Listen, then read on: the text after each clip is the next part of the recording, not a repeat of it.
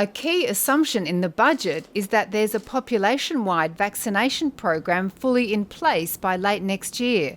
That's much later than previously indicated by the federal government. We will need vaccines, and there is hope that by the end of this year, we may have a vaccine. There is hope. But how realistic is it that we'll have an effective vaccine next year? There's a very good chance that we will not have a vaccine by the end of next year available for all 25 million Australians. Any jab may only have limited effectiveness. It may be available for healthcare workers and carers at residential aged care facilities, but for the general public, it's unlikely.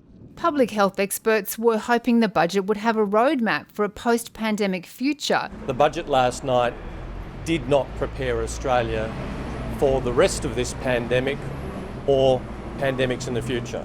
The budget also assumes there are no major coronavirus waves in Australia and that Victoria's restrictions resemble the rest of the country's by the end of the year.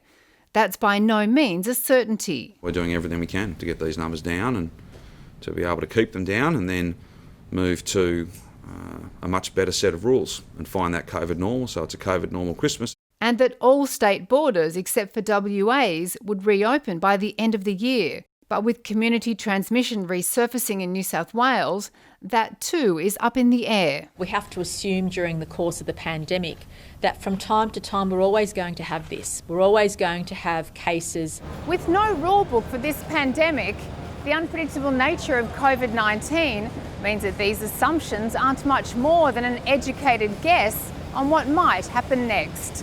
Sophie Scott, ABC News.